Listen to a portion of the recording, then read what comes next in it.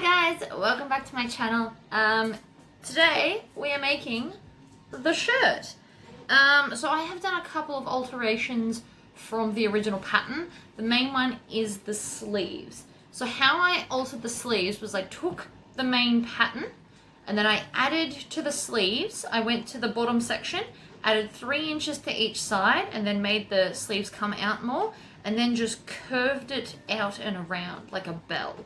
So basically you want them to look like big bells. And then the other alteration is I didn't hide the buttons. I've just got them out, but that's the way I like it. So if you would like to see how to make this shirt, stay tuned. Alright, let's get into this while everybody in my house is asleep. So I have pre-ironed everything before the video, because you don't need to watch me do that. And I like to pre-iron the round because I don't want it to be creased while I'm doing everything. It won't look as cool. Okay, so the first 3 pieces you'll need are your 2 back yokes and your back piece, which is here somewhere. Hold on. Sleeve, front. So logically that one's the back, there we go. I'm just gonna hang mine off my zipper pull jig thing. Alright, so you're gonna go to the top, which for me is up here. You can tell the top because of the little armhole bits. I'm just gonna fold it in half and put a pin where the center is.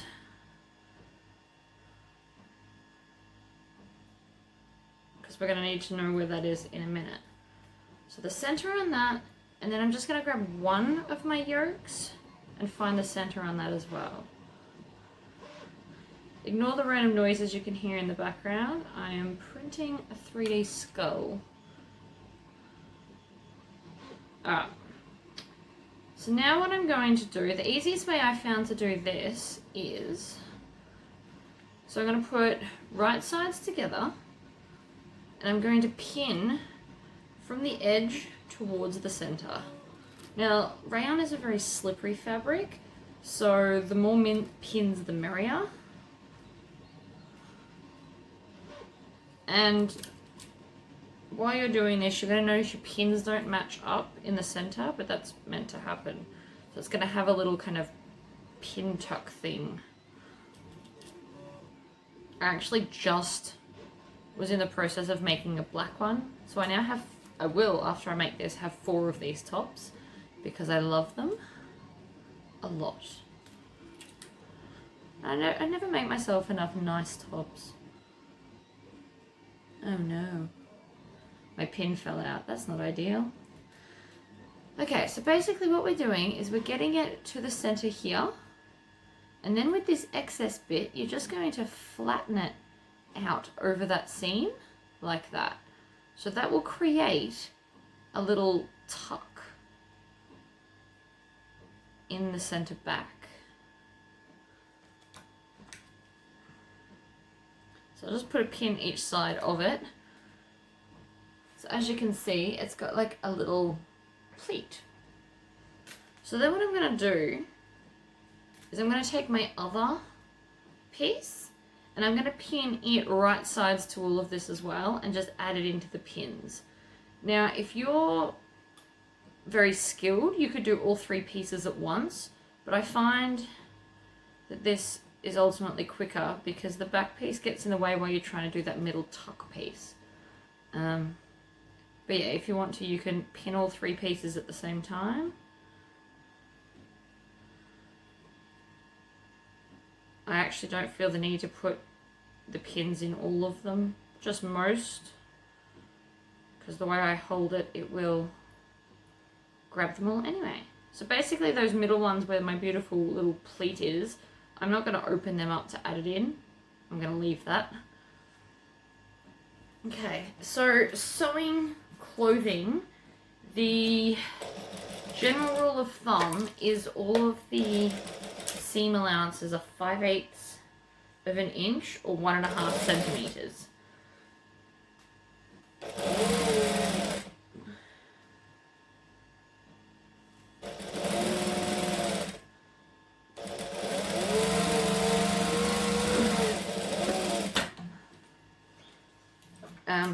I tend to eyeball what that is.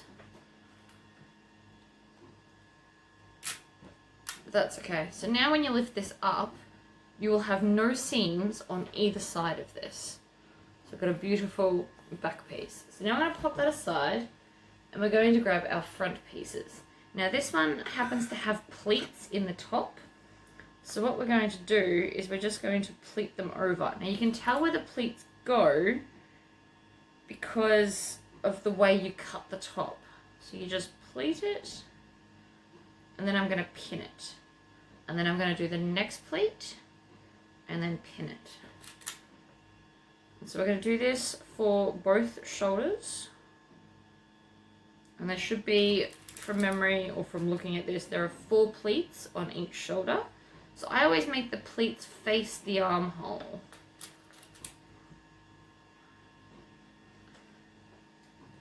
So like that. I'm going to do both at the same time. So I'm just going to grab this one and start pleating again. You feel free to put more than one pin. But again, I've made this top a lot now.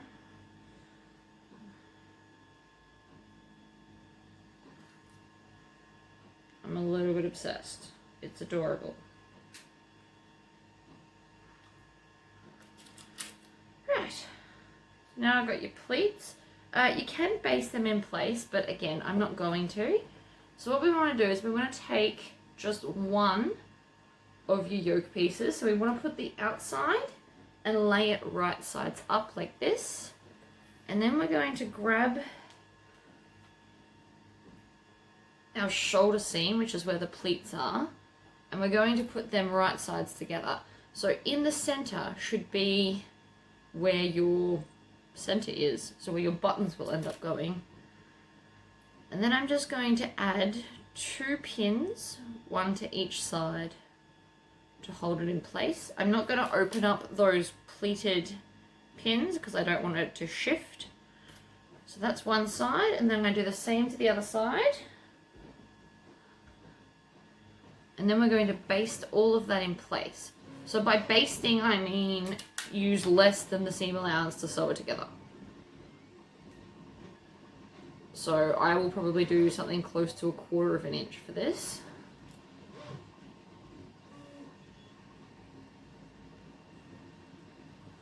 Okay.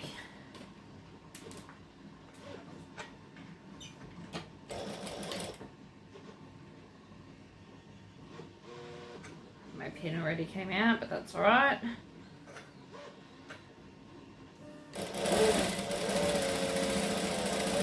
So just a nice little seam just to join all of this together. And I'm just going to put the other one straight in after it.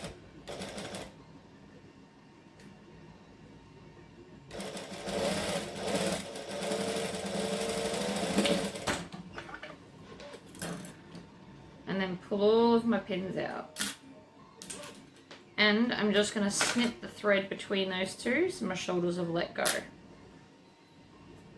So now lay it back on the table where you had, and then grab all of your big pieces, and we're actually just going to roll it up like a sausage, leaving our yoke, and then we're going to drag our yoke over the sausage and join it in to that top seam. I actually do this with most of my dresses to hide my waist seam. It looks really pretty, and then I don't have to overlock the waist, which means it sits flatter. I am going to chuck in 4 pins on this because I don't want it to move, and then I'm going to do the same to the other side.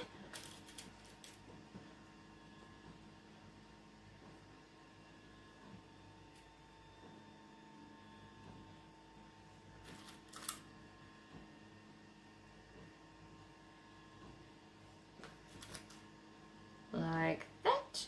And now I'm going to sew with my proper seam allowance. Now you just want to make sure that you're not going to catch your sausage in this seam. So you just kind of, you can actually fit your whole hand in there, so you can just flatten it out if you're worried.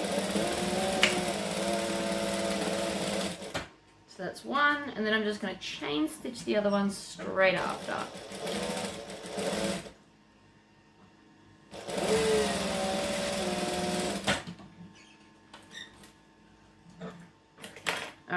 your pins out. Whoops. And then I'm also going to clip the center. So now you've got this sausage. So now you can just pull from the side your sausage out. And you now have a yoke that you can't see any of the seams. They're all enclosed. Wonderful. Alright, so now we're going to just take this armhole down the side. So we're just going to stitch the side seam. Now again, if you want to, you can pin this. It is very, very slippery fabric. But I have finally mastered where I need minimal pins for this part. Or no pins, actually. So I'm going to baste it at the start, and then for me to be able to get this done right, I'm going to come down and pinch the bottom so that they are the same length to make sure that nothing slips. And then I'm tugging on it but not pulling. So I'm just making sure that it's firm so they're going to sit evenly.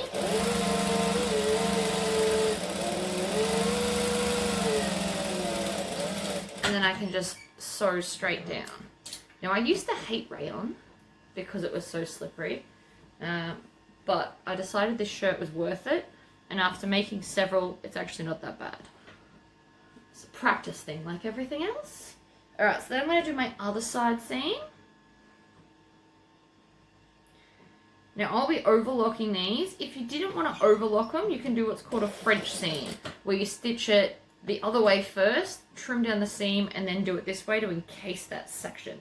I have done the French seam on a skirt tutorial that I did. So if you don't have an overlocker, do that. Another option is you can zigzag the edge. And a lot of sewing machines these days have an overlocking thread. So you could do like a stitch, overlocking stitch, an overlocking thread. So you could do that as well. Okay. So that is now looking a lot like a shirt. Realistically, you could stick that on. It's got a lot of raw edges, but you could stick it on. Now I'm going to take my sleeve pieces because I only want to have to go to the overlocker once. So I'm just going to, now I will talk about how I've done this at the start. I probably don't need to tell you that because it's going to be at the start. But I'm going to do the same thing. So I'm going to just stitch the long straight edge, making sure I back stitch at the start. Then I'm going to grab the other end and line it up so it's even. And then I wouldn't say I'm tugging, but I'm holding the fabric firm.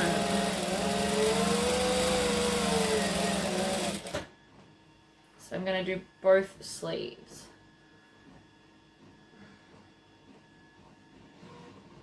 Now I will be overlocking with white and off-white because that's all I've got.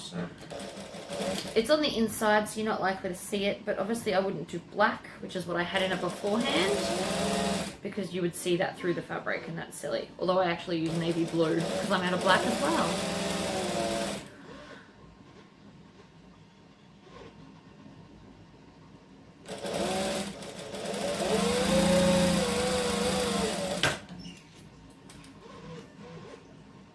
Alright, so I'm just going to hit pause on this while I go and overlock both of these. Alright guys, I also forgot to mention to overlock the bottom of the sleeve. So that was my bad.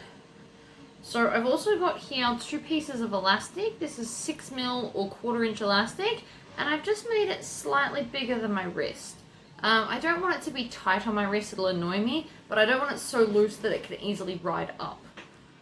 So the first thing I'm going to do is fold this round on a loop onto itself and then stitch it shut.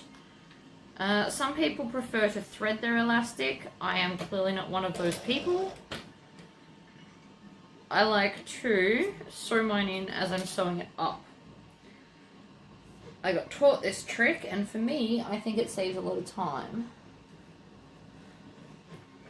The threading thing has never been my forte. Alright, so I'm just overlapping it a little bit, and I'm just going to stitch back and forth to lock that in. You should be able to pull on it and it doesn't come undone.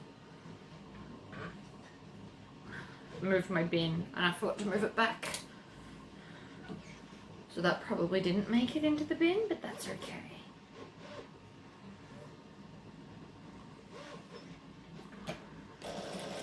Alright, back and forth.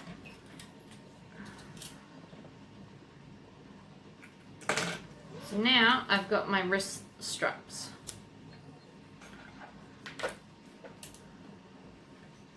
So the easiest way I have found to do this is turn your sleeves right side out, like that. And then what I'm going to do is I'm going to take the elastic and place it on the fabric and then fold the fabric over the elastic with a little bit of a gap to ensure that I'm not going to stitch the elastic. And then I'm just going to stitch around. So I stretch the elastic and then just stitch a bit. Always making sure I stop with the needle down, stretch the elastic and stitch.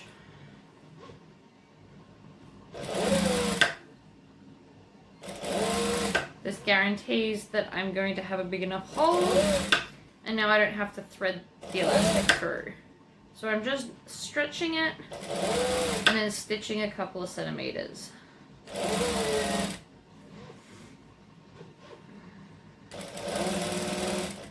This is actually a really easy way to do it once you master it. The first few times you might swear and curse at me, but I promise it's worth it. Because now I don't have to thread it through. It's just done. Then just trim off your tail. See? So now I've got an elastic sleeve. So I'm going to do the same to the other one.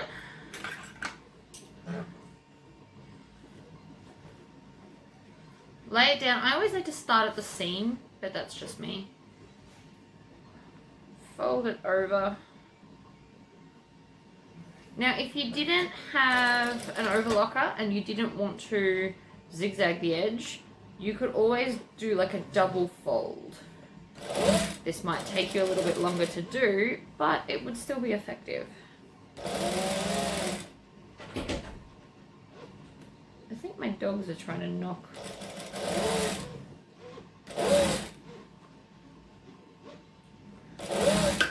I'll do this sleeve and then come and let them in.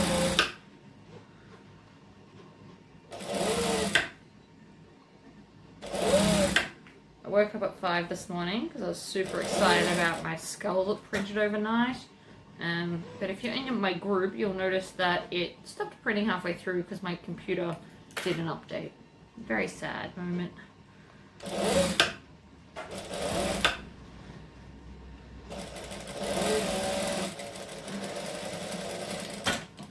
Okay, so that's that done. I'm going to let my dogs in and then we're going to go to the iron. Okay, so what I'm going to do is I'm going to iron all of the pleats and stuff that they want in the pattern. So I'm going to fold over the first one and iron that down flat. And then I'm just going to fold it over again. Now,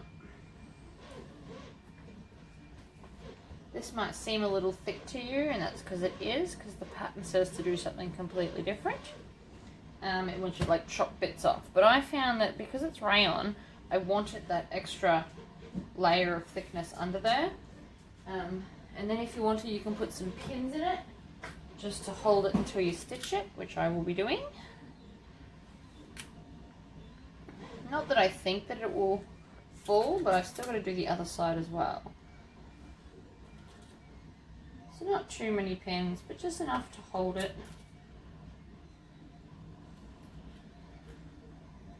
Like so. And then I'm going to do the same to the other side. So I'm going to grab it and lay it right sides down. And then fold it over.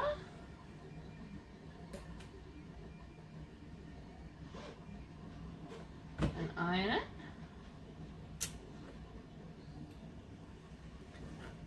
And then fold it over again.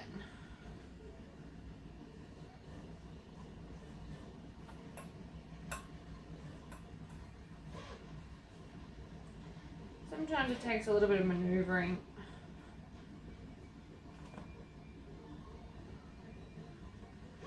But I get there in the end. Okay, and a couple of pins in that.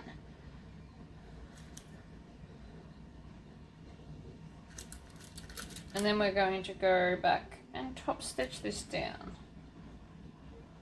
Which is why also you'll notice as I'm putting the pins in, I'm not pushing them all the way in because I don't want the pin heads to be in the way while I stitch it from the other way.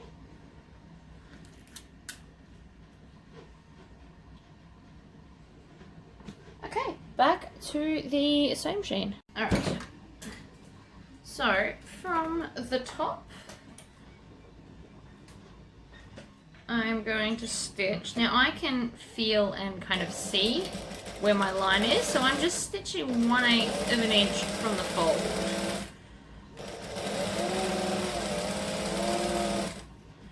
You notice I'm not going full speed. I don't want to snap another needle like I did the other day.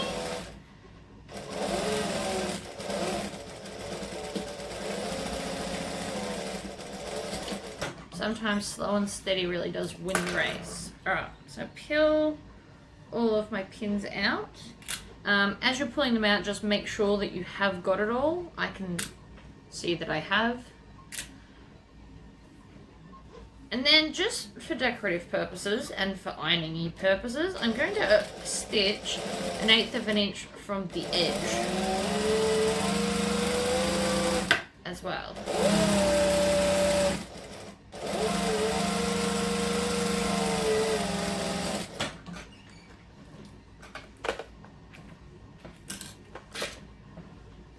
So now that won't move as much. You can barely see the stitches, but I still think it's worth it. Alright, so then I'm going to do the other side as well. So the other one I started bottom to top, this one I'm doing top to bottom. It's just so that the bulk of my shirt is not under the sewing machine.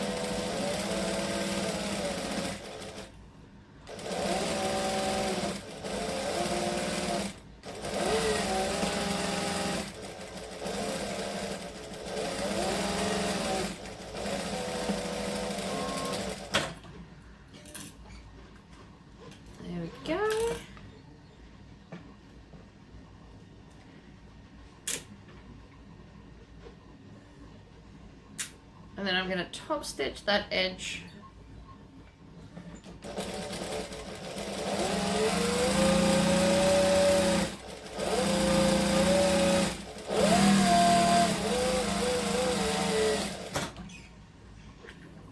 Oh my god. Puppy, what are you doing? So now it's really starting to look like a shirt. So before I attach the sleeves, I'm going to hem the bottom. I'm actually going to use my roll hem foot. One of those rare moments where I actually change the foot on my machine.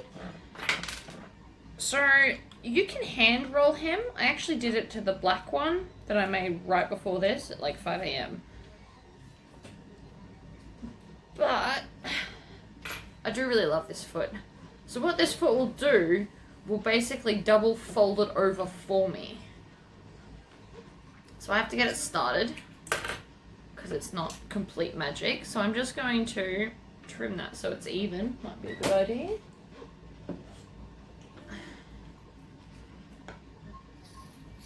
There we go. Okay. So I'm going to have wrong sides up and I'm just going to help it start. So I'm going to fold it over and then over again and start the roll hem off. Pop it under. I'm going to stitch and back stitch, do a couple of stitches, and then I lift it up and push it into the foot. So this foot, the foot's got like a little bit that you need to roll the fabric into.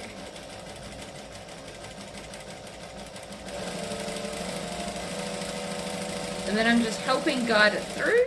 And so now I have this beautiful tiny, and I'll show you when I've done some more, but a beautiful tiny hem.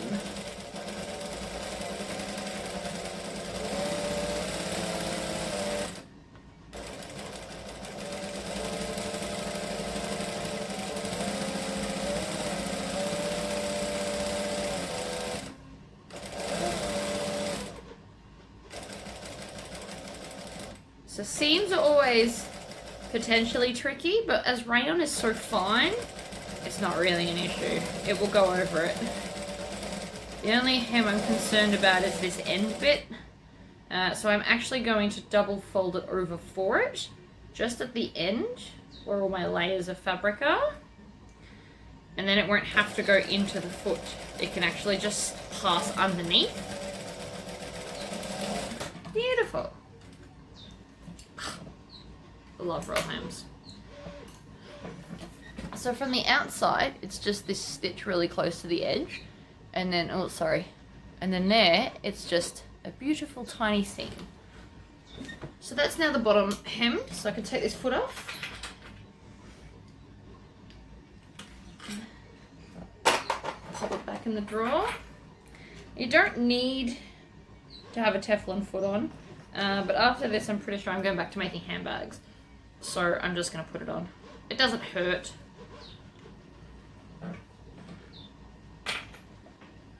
Okay, so we're nearly done. We just got arms and the neck bit. So I'm going to start with arms. I'm going to grab a sleeve. And I'm going to grab that bottom seam. And I'm going to join them together like that. And I'm going to pin it from the inside of the shirt. So I'm just going to pin that down like so, making sure that everything is up and out of my way. And then I'm going to find halfway and clip it. Just a little clip. And then I'm also going to find halfway for my sleeve. Ooh, did not round that out well. And then clip that there. So that needs to join up with my other little halfway point. So I'm going to pin that. Now, if you're new to dressmaking and clothing and stuff, I would suggest that you pin all of this. I, however, have made many sleeves now, and I've worked out how to ease it without pinning it.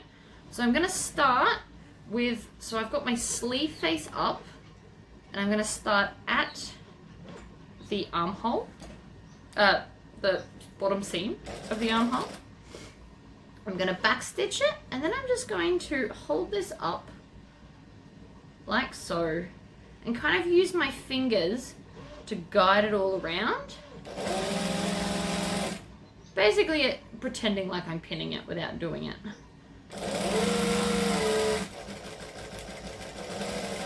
And get to that top point and then stop, and I'm going to fold all of this over and then do the same thing again. Hello, puppy.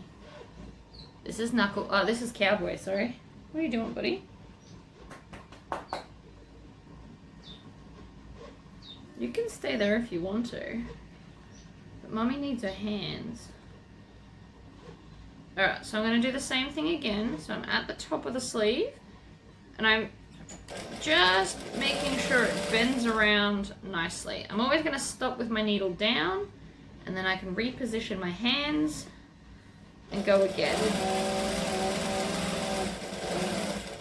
So you may not think the armhole fits, but I promise it does. You just gotta hold it as a 3D object, like we do with bags. So that's one sleeve in. Let's go do the other side.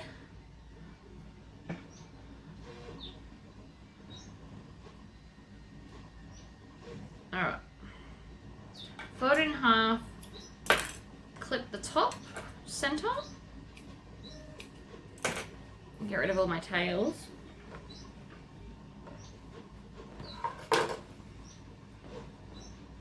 And so then this is my bottom seam.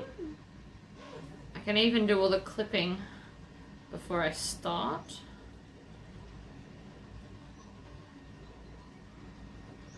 So please don't make the mistake of thinking that the top is the center of here, because it doesn't work like that. Okay, so take my sleeve, join it to here, and I do pin this one.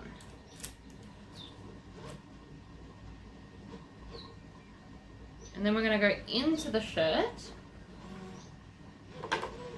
to do the sleeve, because if you do it the other way, it's way harder, I promise. Alright, join that bit up, pin that together,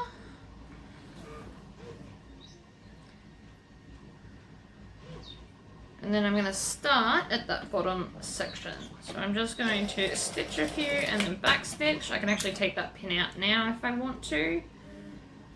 And then I'm going to use my fingers basically as pins.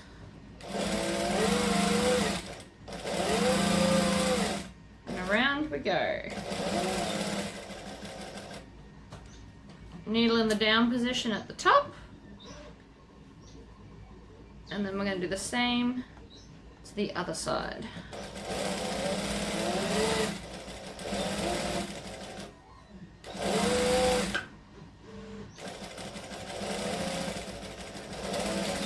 There we go. Beautiful.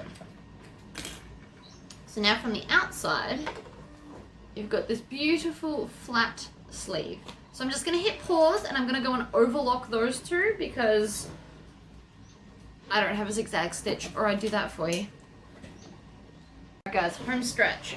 So now we're going to take our necktie. Now I just cut this as one long one. So when I cut the fabric, I laid all 2.5 meters out and folded over like 3/4 of it. And then that long strip down the side is where I got my necktie from. So instead of cutting 2 pieces, I just cut it basically on the fold.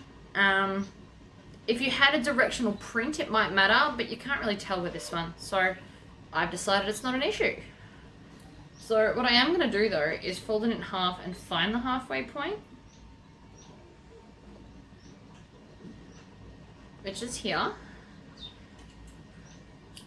And then I need to just double check approximately how far down I don't want to sew. So about 15 inches from here.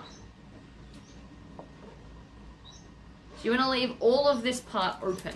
So I'm just going to put a pin there in one layer, preferably not 2. Alright, so I'm going to fold it in half and I'm going to stitch down the point and then along all the way to my pin, because I do still need to attach this to the neck.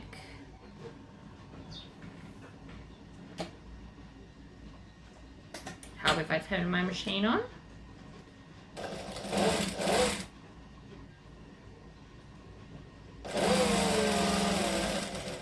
What are you doing, puppy? The dog's just like hanging out on my leg. And sure. Right?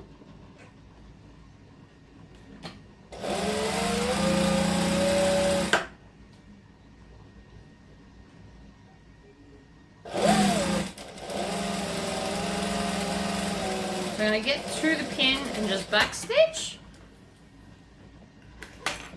I actually also made this tie a little bit shorter just because I wanted to see what it would do. So then 15 inches from this side is there. So again, another pin, and then we're going to stitch in the opposite direction, or the opposite end.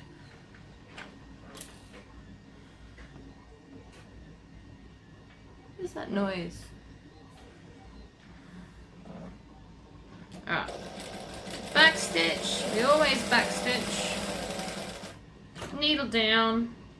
Foot up and pivot.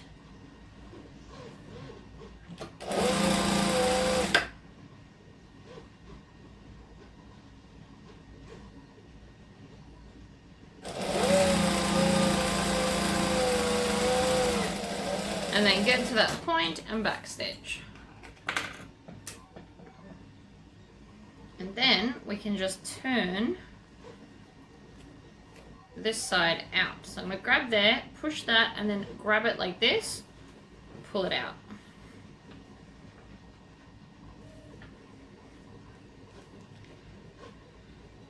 Same with this side, grab it, pull it. Okay. So now we're back to lots and lots of pinning. So I'm going to find the center of here, so I'm just going to fold this part in half and clip it, or you can put a pin in it. And then we're going to go to the halfway point on this, which I also clipped, which is here. And then on the outside, I'm going to match up those clips. So I want to stitch it to the outside, and then I'll fold over the other side and pop it on the inside so that my nice seam is out. And you won't even really see this, so it's not a huge deal. Because this kind of gathers and sits around your neck. So it honestly won't be an issue.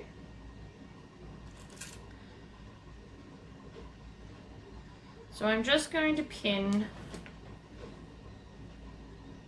along. Now you'll notice I'm using a lot of pins for this. It's because I'm pinning a curve to a straight, and I do not want it to shift, and I don't want to miss bits. I just want to be able to sew it once. So occasionally, pins are a glorious thing. You could use Wonder Clips, although I don't think it would work as well for you.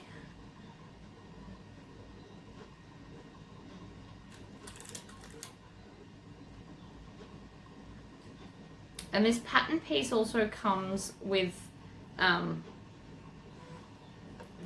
markings for where your buttons go. If you didn't want to use buttons, you could also use snap tabs, like the cam snaps. I have done that on some of my horse riding shirts before because I was too lazy to do a buttonhole. Not gonna lie. But I will show you, I won't do all the buttonholes on camera because that's extreme, but I will definitely show you how I do one of them.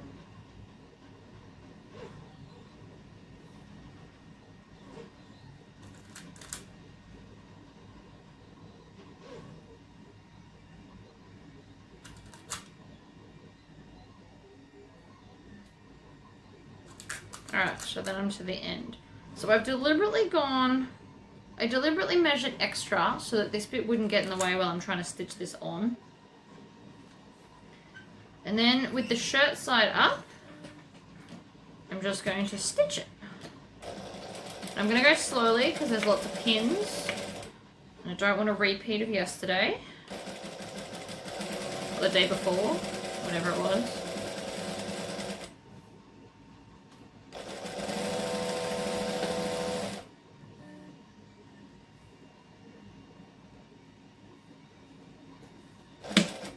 Whoa. And I could also be pulling these pins out as I go if I was super worried, because I can reach them from here, so I can go along and pull them out.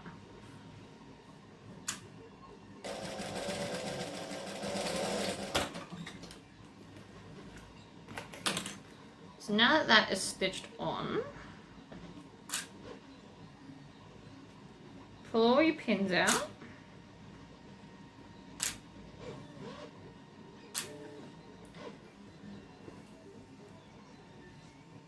And so now, what I want to do is stitch these together. So what I might actually do, I don't know if this is going to work, but we're about to find out. Turn this back inside out. And then go back to the join. Make sure you back stitch it. And then I'm just going to stitch it together and feed the actual shirt into the loop so that I don't have as much hand stitching to do, because I hate hand stitching. So I'm just stitching it to that same edge.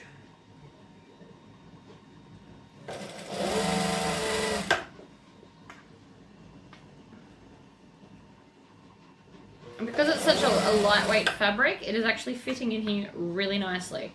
Better than I anticipated anyway. So I'm just basically creating another one of my little sausage rolls.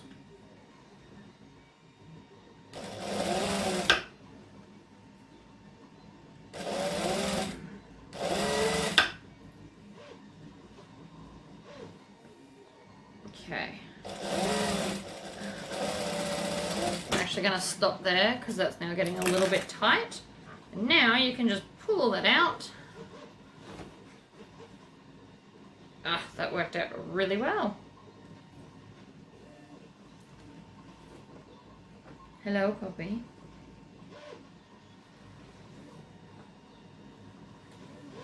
Just keep pulling it through.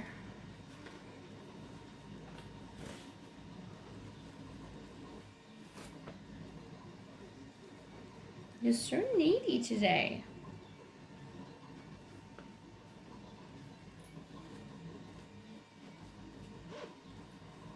Alright, so then I've just got this gap over here.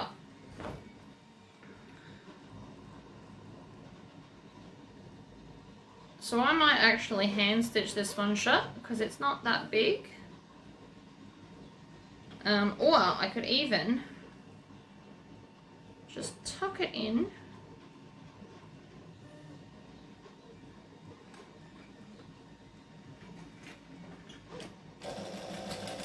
And stitch right on that edge. Because I really do hate hand stitching.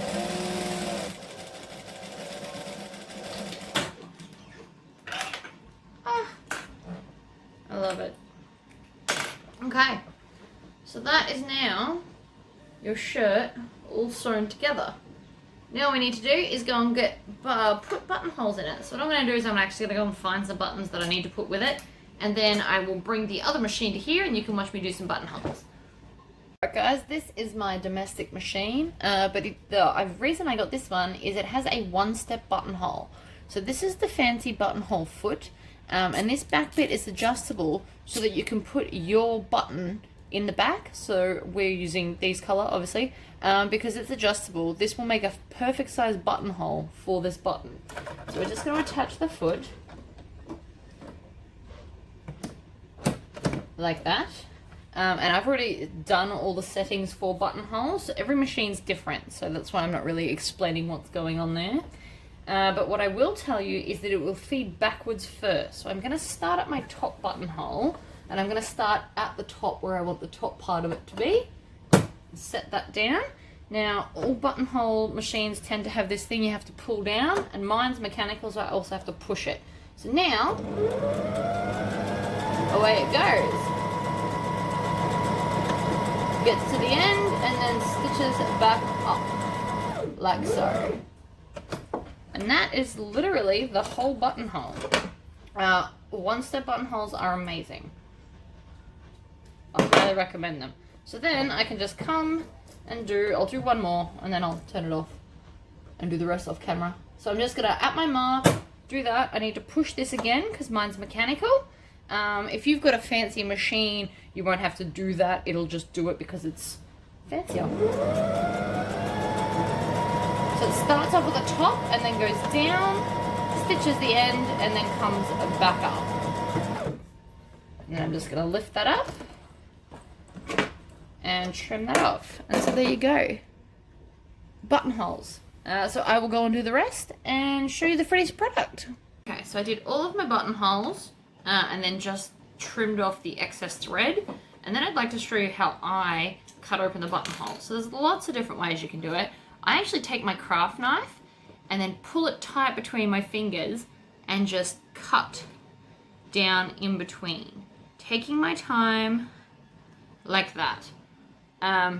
Some people use quick unpicks. I refuse to use them anymore. I did used to do them like that and I found that I would slip and wreck the hole. Some people put a pin in it and then use the quick unpick so it has to stop at the pin, which is smart. But if you've got a craft knife, this is literally the easiest way. Because it's sharp, it goes through nice and easy, so you have complete control over what's going on. And as you can see, like, it's not taking me very long. And I just start at one end. I'm always pushing the blade away from me. I know it's towards my finger, but I'm not putting enough pressure that I think I'm going to slip and go that far. So there we go. That is how I do the cutting of the buttonholes. Then all that's left to do is to put the buttons on. So to do that, I will grab my two sides. There we go. And I lay this one down because it will be on the underneath where the buttons go. And then I literally line up the neckline and the base like this. As you can tell, mine's pulling a little bit. I don't usually do it at my sewing table. So I line up the bottom I line up the top. You can even just lay it however.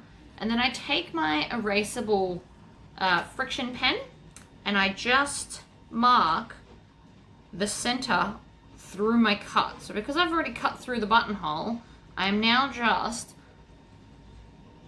drawing a line in the middle of the buttonhole, but it's transferring to the back.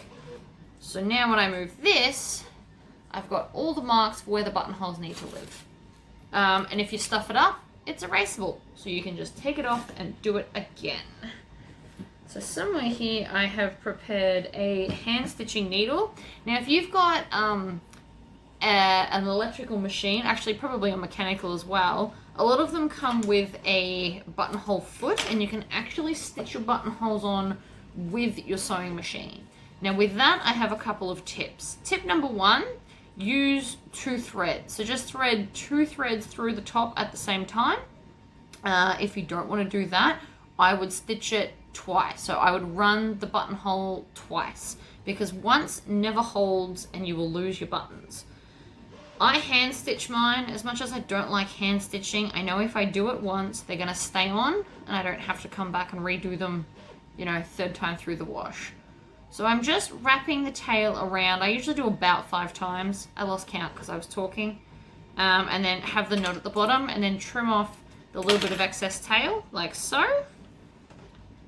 And then I'm going to grab a button.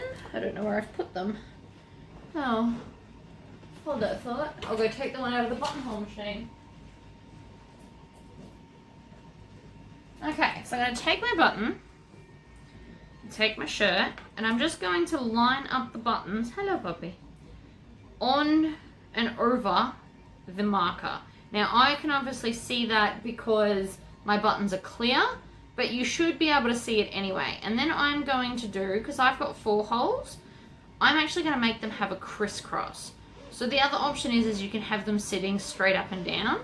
So I'm just going up and then crossing over and down. And I will do this a lot because the more thread, the stronger it's going to be and the longer it's going to last.